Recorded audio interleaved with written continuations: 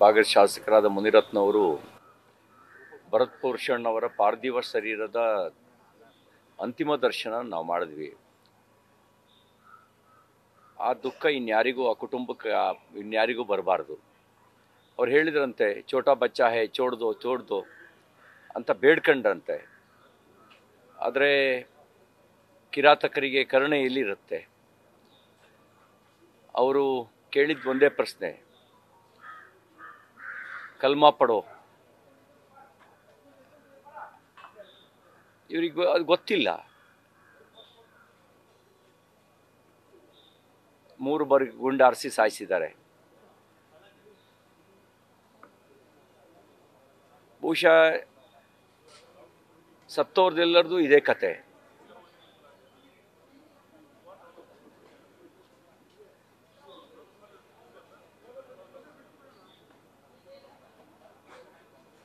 ಅದಕ್ಕೆ ಕಾರಣ ಜಗತ್ತನ್ನು ಎರಡಾಗಿ ನೋಡುವಂಥ ಅವರ ಮೂಲತತ್ವ, ಅವರ ಫಿಲಾಸಫಿ. ಒಂದು ಇಸ್ಲಾಮನ್ನು ಪಾಲಿಸೋರು ಮತ್ತು ಇಸ್ಲಾಮೇತರರು. ಬರೀ ನೋಡ್ತಾರಷ್ಟೇ ಅಲ್ಲ, ಇಸ್ಲಾಮೇತರರ ಬಗೆಗಿನ ಅವರ ದೃಷ್ಟಿಕೋನ, ಆ ದೃಷ್ಟಿಕೋನವನ್ನು ಎಲ್ಲಿವರೆಗೂ ಬದಲಾಯಿಸಲ್ಲ ಅಲ್ಲಿವರೆಗೂ ಟೆರರಿಸ್ಟ್ಗಳು ರಕ್ತ ಬೀಜಾಸುರನಂತೆ ಹುಡ್ತಾನೆ ಇರ್ತಾರೆ. ಆ ದೃಷ್ಟಿಕೋನ ಬದಲಾಗದ ಹೊರತು ಜಗತ್ತಿನಲ್ಲಿ ಶಾಂತಿ ನೆಲೆಸಕ್ಕೆ ಸಾಧ್ಯ ಇಲ್ಲ. ಆ ದೃಷ್ಟಿಕೋನವೇ ಈ ಎಲ್ಲದರ ಮೂಲ. ಅದು ಬದಲಾಗದ ಹೊರತು ಹೇಗೆ ಶಾಂತಿ ನೆಲೆಸಕ್ಕೆ ಸಾಧ್ಯ? ಇಸ್ಲಾಮೇತರರ ಬಗೆಗಿನ ದೃಷ್ಟಿಕೋನವನ್ನು ಬದಲಾಯಿಸ್ಕೊಳ್ಳದೆ ಇದ್ರೆ ಹೇಗೆ ಸಾಧ್ಯ? ಅವರಿಗೆ ಶಾಂತಿಗೂ ಎಲ್ಲಿಯ ಸಂಬಂಧ ಇರುತ್ತೆ? ಅವ್ರಿಗೆ ಯಹೂದಿಗಳನ್ನ ಕಂಡ್ರೂ ಆಗಲ್ಲ, ಕ್ರಿಶ್ಚಿಯನ್ರನ್ನ ಕಂಡ್ರೂ ಆಗಲ್ಲ, ಬುದ್ಧನನ್ನು ಕಂಡ್ರೂ ಆಗಲಿಲ್ಲ. ಬುದ್ಧ ಯಾರಿಗೆ ತೊಂದರೆ ಕೊಟ್ಟಿದ್ದ? ಬುದ್ಧನನ್ನು ಬಾಮಿಯಾನ್ನಲ್ಲಿ 2500 ವರ್ಷಗಳಿಂದ ನಗನಗ್ತಾ ನಿಂತವನ್ನು ಪಿರಂಗಿ ಕೊಟ್ಟು ಉಡಾಯಿಸಿದ್ರು. ಕಾರಣ ಏನು ಅಂದರೆ ದ್ವೇಷ.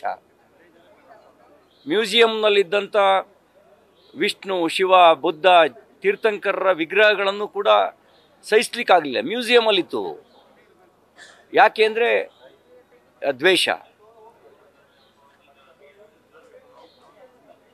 ಸರಸ್ವತಿ ಆಯುಧ ಹಿಡಿದವಳಲ್ಲ, ಜ್ಞಾನದ ಪ್ರಸಾರ ಮಾಡ್ತಿದ್ದವಳು. ಆ ಸರಸ್ವತಿಯ ಮಂದಿರವನ್ನು ಧ್ವಂಸ ಮಾಡಿದ್ರು. ಯಾಕೆ ಅಂದರೆ ದ್ವೇಷ.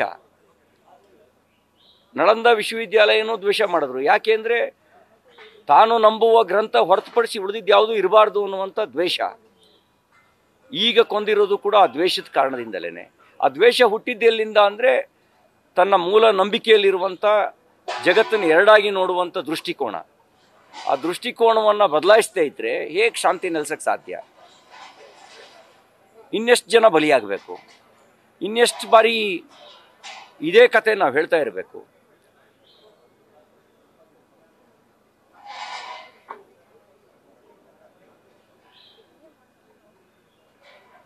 ತಾವು ನೆಮ್ಮದಿಯಾಗಿರಲ್ಲ, ಉಳಿದವ್ರನ್ನು ನೆಮ್ಮದಿಯಾಗಿರಕ್ಕೆ ಬಿಡಲ್ಲ.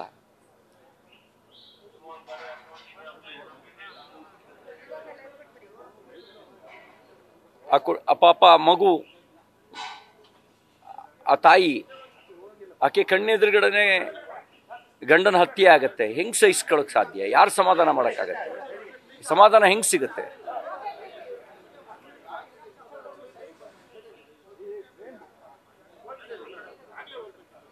ಎಲ್ಲರೂ ಒಟ್ಟಾಗಿ ವಿಮರ್ಶೆ ಮಾಡಬೇಕಾದ ಅವಶ್ಯಕತೆ ಇದೆ. ಯಾಕೆ ಶಾಸ್ತ್ರಾರ್ಥವಾಗಿರ್ತಕ್ಕಂಥ ಚರ್ಚೆ ನಡೆದಿಲ್ಲ? ಚರ್ಚೆ ನಡಿಬೇಕು, ಸತ್ಯನ ಹೇಳಬೇಕು. ಸತ್ಯನ ಹೇಳಿದಾಗ ಅಟ್ಲೀಸ್ಟ್ ಅವರಾದ್ರೂ ಬದಲಾಗ್ತಾರೆ, ಅವ್ರಿಗೆ ಅನಿಸುತ್ತೆ. ಇಲ್ಲದೇ ಅವ್ರು ಬದಲಾಗಕ್ಕೆ ಸಾಧ್ಯ ಇಲ್ಲ. ತಂತ್ರಗಾರಿಕೆ ಮಾತ್ರ ಬದಲಾಗುತ್ತೆ, ಅವ್ರು ಬದಲಾಗಲ್ಲ. ಇಷ್ಟೇ ಈ ಸಂದರ್ಭದಲ್ಲಿ ಹೇಳೋದು. ಅವರ ಕುಟುಂಬಕ್ಕೆ ದುಃಖ ಭರಿಸುವಂಥ ಶಕ್ತಿ ದೇವರು ಕೊಡಲಿ. ಮಾನ್ಯ ಮುಖ್ಯಮಂತ್ರಿಗಳಿಗೆ ವಿನಂತಿ ಮಾಡ್ತೀನಿ, ನೀವು ತಾರತಮ್ಯ ಮಾಡಬೇಡಿ ಸಾವನಲ್ಲಿ. ವಯನಾಡಿನಲ್ಲಿ ಆನೆ ತುಳಿತಕ್ಕೆ ಸತ್ತವನಿಗೆ 25 ಲಕ್ಷ ಪರಿಹಾರ ಘೋಷಣೆ ಮಾಡ್ತೀರಿ, ಇಲ್ಲಿ 10 ಲಕ್ಷ ಘೋಷಣೆ ಮಾಡ್ತೀರಿ. ಅಂದರೆ ನಿಮಗೆ ಸಾವಿನಲ್ಲೂ ಯಾಕೆ ತಾರತಮ್ಯ ಮಾಡ್ತೀರಿ? ಯಾರಿಗೋ ಸಮಾಧಾನ ಪಡಿಸೋದಕ್ಕೆ 25 ಲಕ್ಷ ಕೊಡೋರು, ಇಲ್ಲಿ ಯಾಕೆ ಬರೀ 10 ಲಕ್ಷ? ಏನು ಸಂದೇಶ ಕೊಡ್ತೀರಿ ನೀವು? ಅಂದರೆ ಕರ್ನಾಟಕದವನು ಸತ್ತರೆ 10 ಲಕ್ಷ, ಕೇರಳದವರು ನಿಮ್ಮ ಅಧಿನಾಯಕಿ ಪ್ರತಿನಿಧಿಸುವಂಥವ್ರು ಸತ್ತರೆ 25 ಲಕ್ಷ ಅನ್ನೋದು ಕೆಟ್ಟ ಸಂದೇಶ. ನಿಮ್ಮ ಬಗ್ಗೆನೂ ಕೆಟ್ಟ ಅಭಿಪ್ರಾಯ ಬರುತ್ತೆ. ಆ ಥರ ತಾರತಮ್ಯ ಮಾಡಬೇಡಿ ಅಂತ ವಿನಂತಿ ಮಾಡ್ತೀನಿ.